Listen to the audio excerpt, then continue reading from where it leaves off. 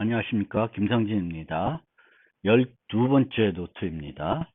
이번 노트에서는 특수 암호 프로토콜들을 살펴보겠습니다.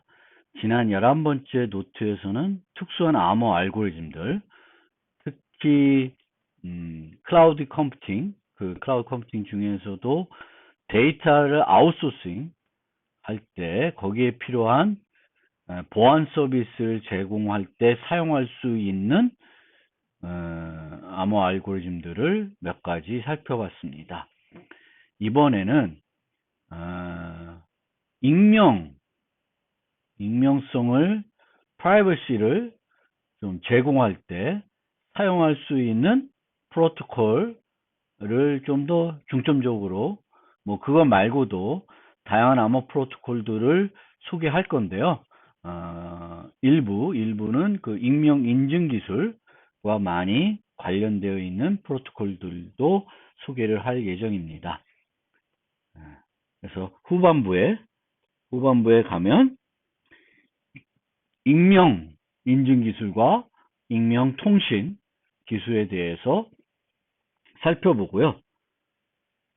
처음에는 영지식 증명이라는 걸 좀 재미있는 암호 기술에서 제법 사용이 되는 그 기술을 소개하고, 나머지는 전자 서명과 관련된 프로토콜들입니다.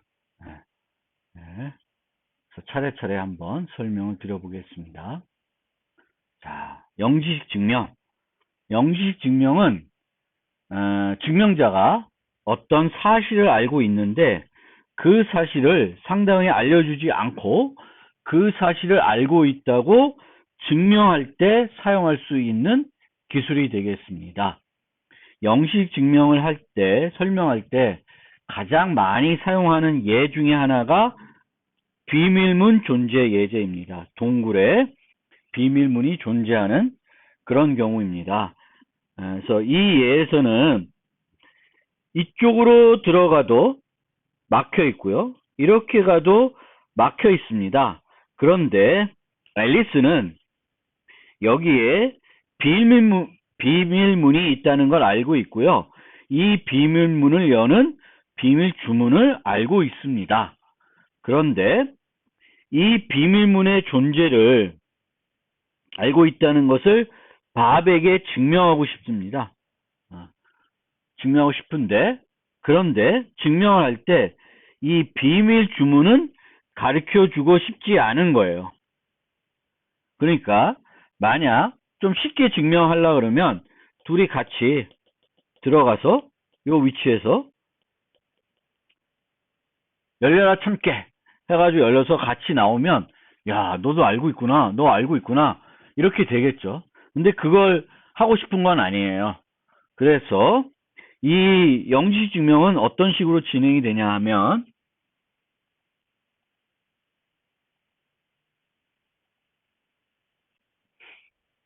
앨리스와 밥이 요 위치에 둘 다 와 있습니다. 그 다음에 앨리스만 먼저 들어가요.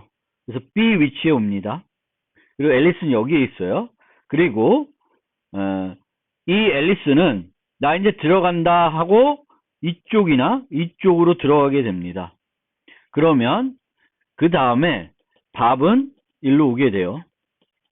즉, 이 과정에서 밥은 앨리스가 C 쪽으로 들어갔는지 D 쪽으로 들어갔는지 몰라야 됩니다. 그러면 밥은 여기 와서 외칩니다.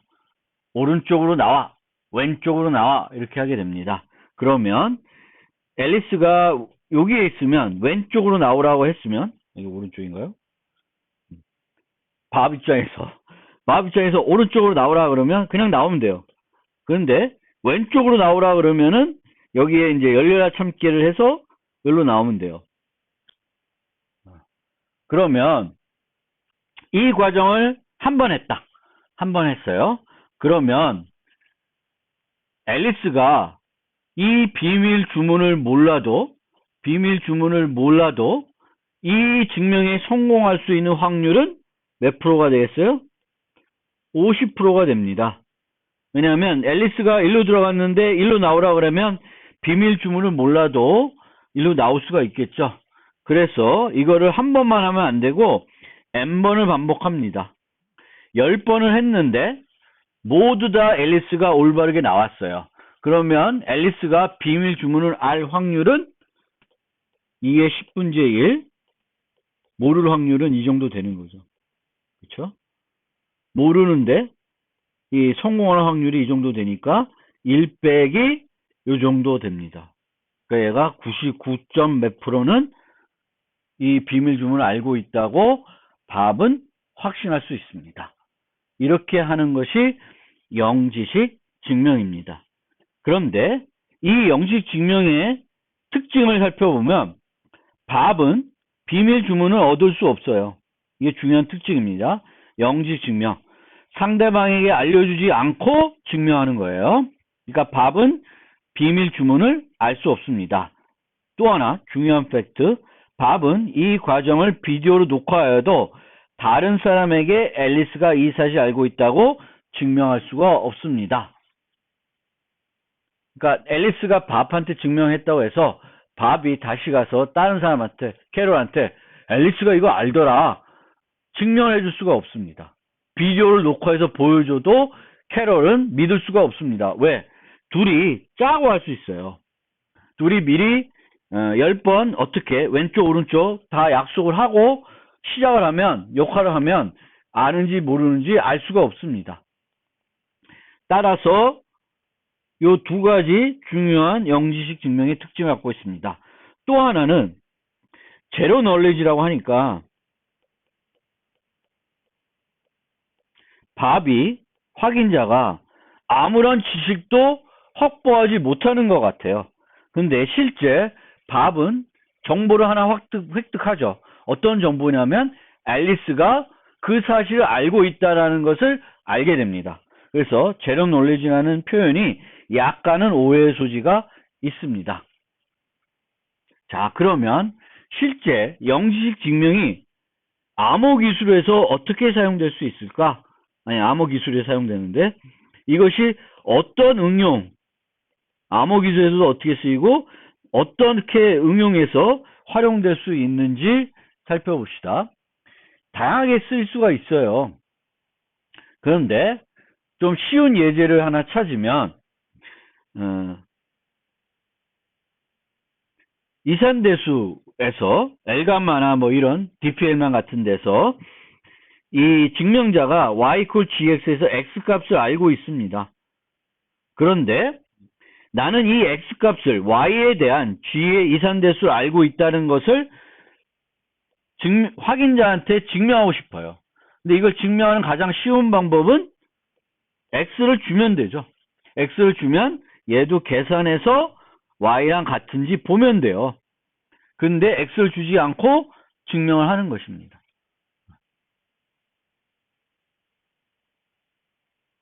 그래서 이 과정은 A를 주고 C 주고 S 주는데 이 S는 X를 알고 있는 사람만 만들 수 있도록 만들어진 프로토콜이 되겠습니다.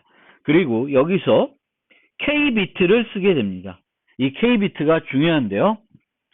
증명자가 C를 추측할 수 있으면 요 C를 뭘 줄지 알고 있으면 이 Y의 이산대수를 모르더라도 증명할 수가 있습니다. 그래서 A 값을 이렇게 만들어서 주고 나중에 S 값을 그 만들 때 쓴 값을 주면 여전히 똑같은 방법으로 확인할 수가 있습니다. 그러면 이 C를 추측할 수 있는 확률은 2분의 2K가 되죠. 그래서 아까처럼 아까는 동굴에서 몇 번 반복했죠? 10번 반복을 했습니다. 몇 번 반복하면 1 빼기 1024분의 1 이 정도 확신할 수 있죠. 여기서도 마찬가지예요. 이 베리파이어가 10비트 랜덤한 값을 주면 얘가 모르는데 이걸 증명할 확률은 1024분의 1이 되겠고 거꾸로 1의 확률로 쟤는 X를 알고 있다라고 믿을 수가 있습니다. 그리고 마찬가지로 이 증명은 아무나 다음과 같이 트랜스크립트 만들어서 제시하면 실제 프로토콜의 트랜스크립트와 구분할 수 없습니다. 이렇게 만들어진 것과 앞에서 이렇게 실제 한 것과 봤을 때 요때 썼던 ACS와 요 ACS를 서로 구분할 수가 없습니다. 따라서 마찬가지로 확인자는 다른 사람한테 증명자가 알고 있다는 것을 증명할 수 없습니다. 그러니까 그 영지식 증명이 다 그 성립하는 거죠. 확인자는 X값을 알 수 없고 또 어떤 아주 높은 확률로 믿을 수 있고요. 제가 알고 있다는 것을. 그리고 이 과정을 내가 참여했어도 나는 확신할 수 있지만 왜? 내가 랜덤하게 C를 선택했으니까. 하지만 다른 사람들한테 내가 이런 과정을 앨리스랑 했어 라고 증명자랑 했어 라고 보여줘봤자 그 친구는 이렇게 만들었다고 생각할 수 있기 때문에 믿을 수가 없습니다.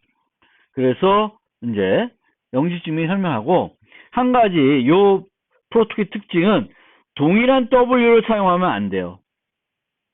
얘가 또다시 다른 사람한테 증명할 때 똑같은 W를 한 번 더 쓰게 되면 이런 식으로 X를 계산할 수가 있습니다.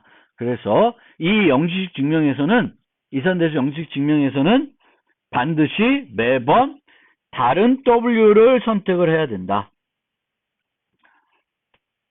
그런데 이제 이렇게 되면 반복을 이렇게 프로토콜로 왔다 갔다 해야 되죠. 이제 그게 좀 불편한 측면이 있어요. 그런데 이제 대부분의 이런 영지식 증명은 상호작용 없이 증명자가 홀로 증명한 방식으로 바꿀 수 있습니다. 즉 프로토콜을 알고리즘으로 바꿀 수 있습니다.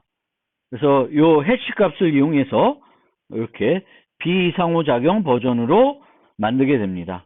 그러면 요걸 통해서 확인자는 얘가 X를 알고 있는 사용자라는 걸 확신할 수 있습니다. 그 의미는 우리가 y gx일 때 이 x가 서명키라고 생각하면 이것은 이 서명키를 가지고 있는 사람만이 할 수 있는 것이에요.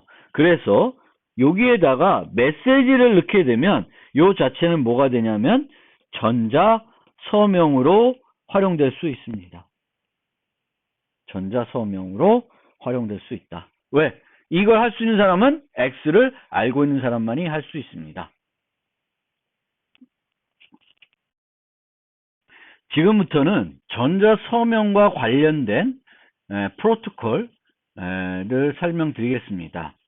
첫 번째로는 은닉 채널입니다. 요거는 프로토콜은 아닙니다. 특수 프로토콜은 아닌데 전자 서명 얘기가 나와서 좀 알고 계시면 좋을 것 같아서 설명드리겠습니다. 프로토콜은 아니고요. 자, 감옥에 수감되어 있는 두 죄수는 비밀스럽게 메시지를 주고받고 싶습니다.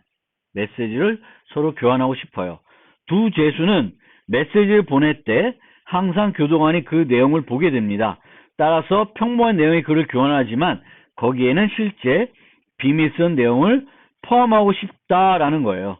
이렇게 정상적인 메시지에 뭔가 숨기는 거, 이것을 은닉 채널이라 그럽니다.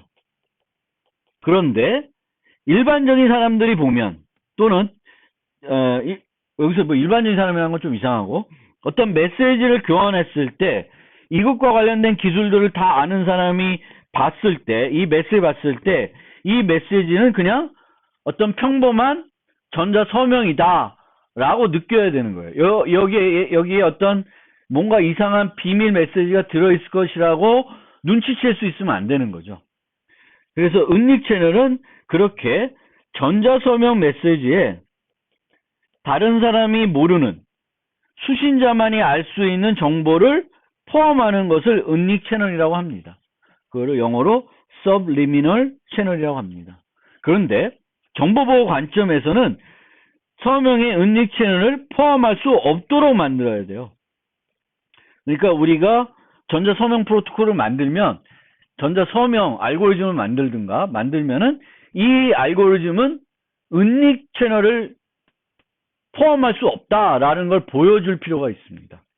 왜냐하면 그게 아니면 정상적인 메시지를 서명해서 만들어 놨는데 이 안에는 둘만이 수신자만이 알 수 있는 뭔가 정보가 추가적으로 들어있게 되는 거죠. 그게 악용될 수 있으니까. 그래서 그런 것이 은닉 채널이다 라는 것 좀 알아두시고요.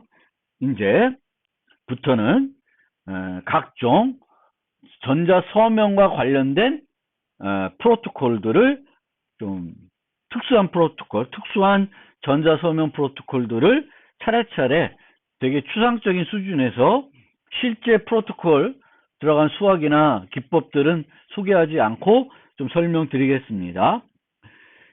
부인 불가 서명이 있는데요. 이름은 조금 혼란스러워요. 그런데 일반 전자 서명은 그것에 확인키가 있으면 누구나 검증할 수 있습니다. 그래서 부인 불가 서명은 전자 서명의 확인을 제한할 수 있는 서명입니다. 아무나 확인할 수 없어요. 특정한 사람들만 확인할 수 있습니다. 그리고 그걸 확인하려면 서명자와 프로토콜을 수행해야 돼요. 전자서명 확인하기 위해서는 원서명자와 프로토콜을 수행해야 됩니다. 즉 서명자의 동의 없이는 서명을 확인할 수 없습니다. 이거는 앞서 살펴본 영지식과 마찬가지로 서명자가 있고요. 확인자가 있어요. 그러면 프로토콜을 진행해서 확인해 줬어요. 그럼 확인자는 또다시 제3자한테 이 서명은 김상진이 한 거다라고 확인해 줄 수가 없습니다. 그래서 이거를 영어로는 non-transferable 이라고 합니다. 그래서 그게 이 제공이 되는 프로토콜이고요. 그런데 이렇게 프로토콜을 만들면 문제가 있습니다. 이 서명자가 확인을 해줘야 됨에도 불구하고 필요한데 얘는 적법한 그런 확인자라서 확인을 해줘야 됨에도 불구하고 확인을 거부할 수 있습니다. 이 문제까지 해결하기 때문에 이제 이름이 부인 불가 서명이 되어 있습니다. 부인할 수가 없는 거예요. 그러니까 이 문제를 극복하기 두 종류의 프로토콜이 제공이 되는데, 첫째, 서명을 확인해 주는 프로토콜이에요. 그래서 이렇게 진행하면 되겠고, 확인하기 싫어. 얘는 적법한 사용자인데 나 확인 안 해줄래. 그러면 안 돼요. 근데 적법한 사용자예요. 그래서 확인해 주면 되는 거고, 봤더니 내 서명이 아니야. 그러면 내가 부인 프로토콜을 진행합니다. 내 서명이 아니라는 걸 또 증명할 수 있어요. 그런데 이 서명자가 확인을 받아야 되는 적법한 사용자인데 부인 프로토콜도 진행 안 해주면 얘가 나쁜 놈이 되는 겁니다. 그래서 그렇게 구성이 되어 있는 것이 부인 불가 서명입니다.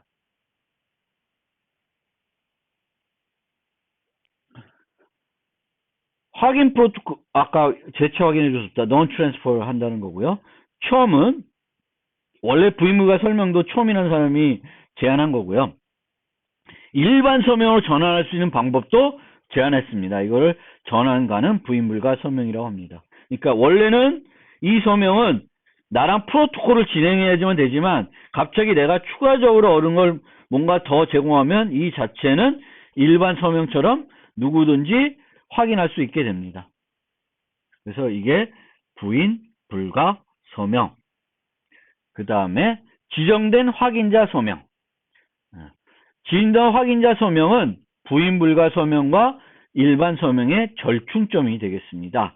부인 불가 서명은 서명자의 도움 없이는 서명을 확인할 수 없는 문제점이 있습니다. 반면에 일반 서명은 누구나 항상 서명을 확인할 수 있습니다. 지정된 확인자 서명은 그래서 어떻게 되냐면 지정해 줄 수 있습니다. 그래서 내가 뭐 비서가 있어요. 비서한테 나 여행 가니까 대신 해줘라고 지정을 해주면 이 사용자가 대신 프로토콜을 확인해 줄 수 있습니다.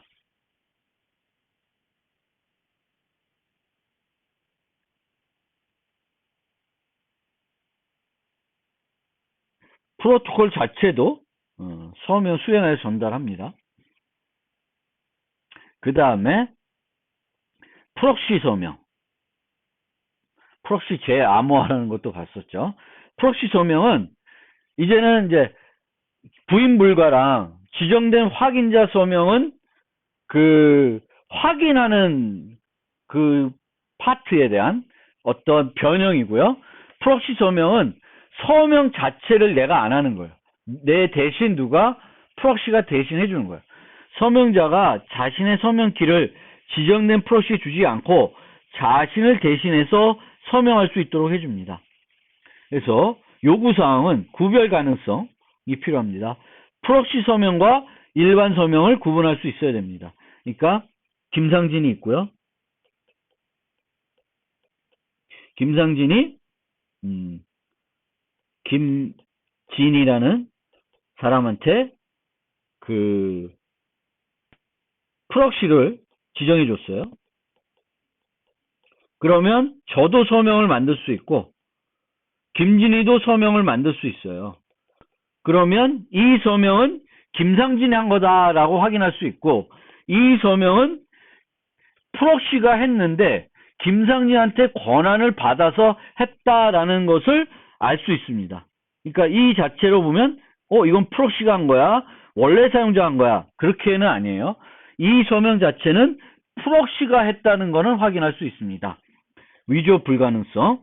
원서명자와 지정된 프록시 서명자만 프록시 서명을 생성할 수 있습니다. 근데 이게 약간 문제점입니다. 여기 나중에 설명드리는데 문제점이에요. 어쨌든 다른 사용자들은 이거 서명 못해야 되겠죠. 근데 문제는 김상진도 이걸 할 수 있어요. 자, 그게 어떤 문제가 있을 수 있는지 잘 좀 생각해 보시고요. 프록시 서명자는 프록시 서명이 아닌 실제 서명은 할 수 없어야 된다라는 거예요. 그래서 김진희는 어떤 서명을 만드는데 이게 프록시가 한 게 아니라 실제 김상진이 했다라는 거 형태로 이 서명은 만들 수 없어야 됩니다. 확인 가능성. 확인자는 프록시 서명으로부터 원서명자의 서명 메시지에 대한 동의를 확인할 수 있어야 됩니다. 그러니까 이 서명을 보면 이건 프록시 서명이고 김상진이 위임해 줬구나 라고 확인할 수 있어야 됩니다. 식별 가능성. 원래 서명자는 프록시 서명을 통해 프록시 서명자를 확인할 수 있어야 합니다. 그러니까 김상진은 프록시를 한 명이 아니라 두 명 중에서 김소희. 그러면 얘도 할 수 있는데 이 서명과 이 서명은 구분된다라는 거예요. 그 다음은 부인 불가 서명. 프록시 서명자는 자신이 서명한 프록시 서명을 부인할 수 없어야 된다. 근데 이거는 뭐냐면 내가 권한을 안 줬는데 만들었다고 할 수는 없을 거고요.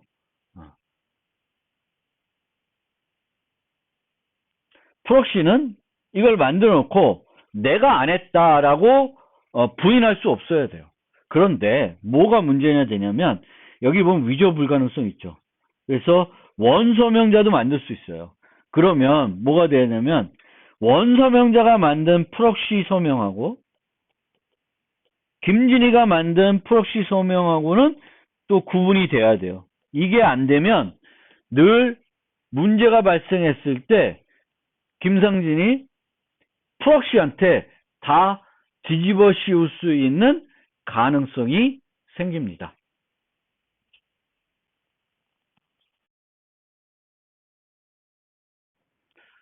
지금부터는 뭐 누가 대신 확인해주고 아니면 뭐 대신 서명해주고 이런 게 아니고 서명자가 서명을 해야 되는데 여러 메시지를 서명을 해야 될 때 그것을 좀 더 효율적으로 서명하는 방법들을 좀 살펴보겠습니다.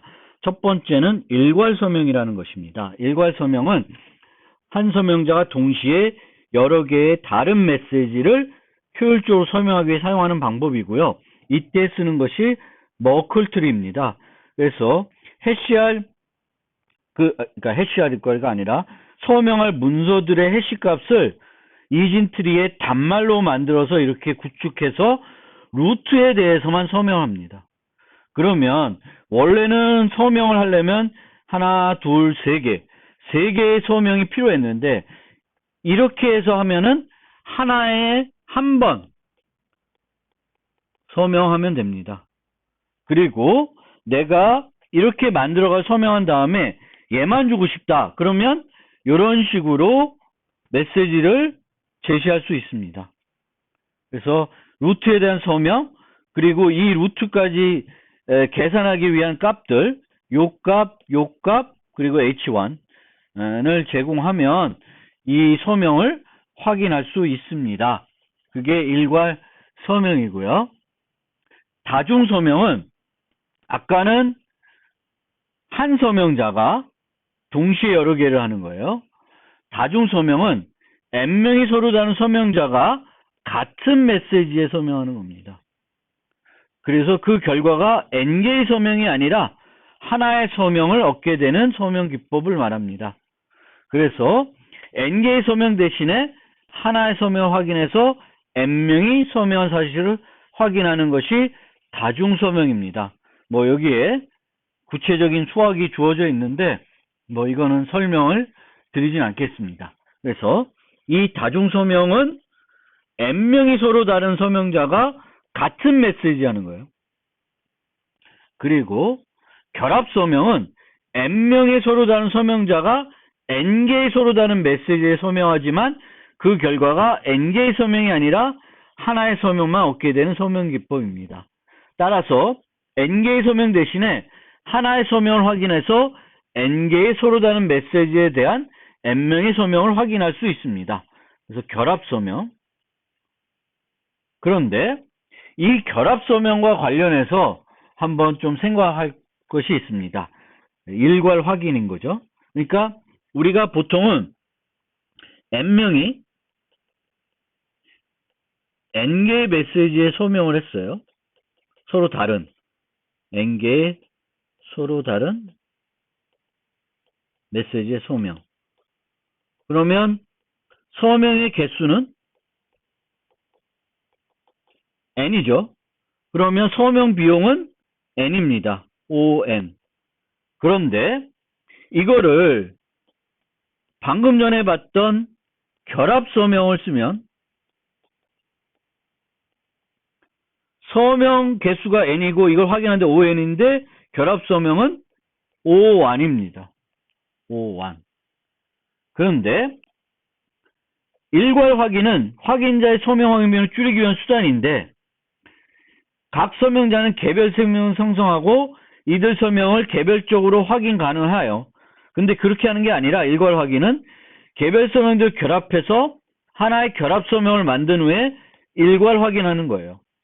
그런데 문제는 뭐냐면 유효하지 않은 서명이 일괄 확인 집합에 포함되어 있을 때 일괄 확인 성공할 확률은 계산적으로 어려워야 합니다. 그래서 요구사항이 이건데 문제점은 뭐냐? 문제점은 뭐냐면은 응용에 따라 다를 수는 있지만 내가 이렇게 결합을 했어요. 그래서 확인했어요. true야. 그러면 행복한 거예요. 그렇죠? n개의 서명을 결합해서 O 안에 확인하기 때문에 대단히 저렴한 비용으로 n개의 서명을 확인했어요. 근데 이게 false인 순간 어떻게 되냐? n개, 100개 중에 어떤 놈 때문에 이게 잘못됐는지 모르는 거예요. 그걸 확인해야 되면 그게 만만치 않은 거죠. 물론 우리가 잘못된 유효하지 않은 서명은 소수다 라고 생각하면 무식한 방법은 개별 확인하는 거겠지만 분할 정복을 써서 예를 들어 100개면 50개씩 나누는 거예요. 여기가 true면 얘네는 다 무시해도 되고요. 얘를 또 확인하고 실패하겠죠. 그럼 25개씩 나눠요. 뭐 이런 방법을 쓰면 좀 더 적은 비용으로 이제 어떤 것이 문제가 되는지 찾을 수 있는데, 만약 소수가 아니다, 많다, 그러면 얘도 실패하고 얘도 실패하겠죠. 그럼 또 25씩 나누고 25씩, 그럼 결국은 개별 확인하는 것이 훨씬 더 빠를 수도 있습니다. 그래서 일괄 확인은 이 문제점을 잘 고민해서 사용을 해야 됩니다.